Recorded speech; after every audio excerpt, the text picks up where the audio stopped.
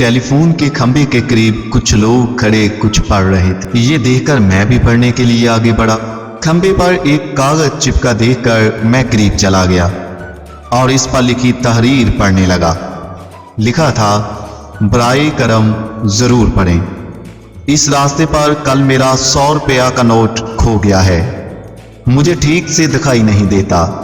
जिसे भी मिले बराए करम पहुंचा दे, नवाजिश होगी।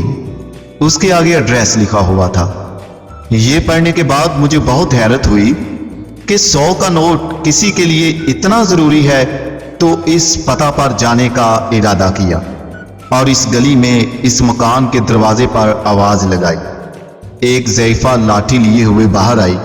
पूछने पर मालूम हुआ कि बुढ़िया अकेले रहती है और कम दिखाई देता है।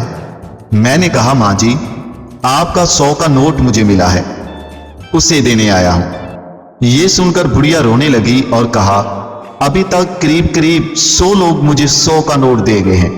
मैं अनपढ़ हूं, ठीक से दिखाई भी नहीं देता। पता नहीं कौन मेरी इस हालत को देखकर मेरी मदद करने के लिए लिख कर चला गया।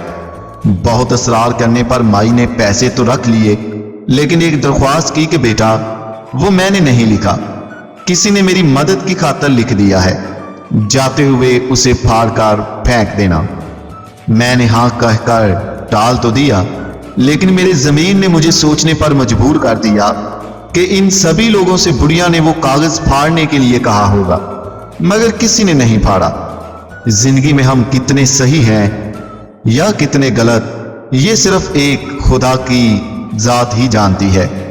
मेरा दिल उस शख्स के बारे में सोचने पर मजबूर हो गया कि वो शख्स कितना मुखलिस होगा जिसने बुढ़िया की मदद का ये तरीका तलाश किया। जरूरतमंदों की इमदाद के लिए कई तरीके हैं। मैंने शख्स को दिल से दुआएं दी कि किसी की मदद करने के कितने तरीके हैं, सिर्फ मदद करने की नीयत साफ होनी चाहिए। रास्ता और रहनुमाई खुदा की जात खुद करती है। दोस्तों, अगर ये तहरीर आपको पसंद आई हो तो आप चैनल को सब्सक्राइब करें और वीडियो को लाइक करें।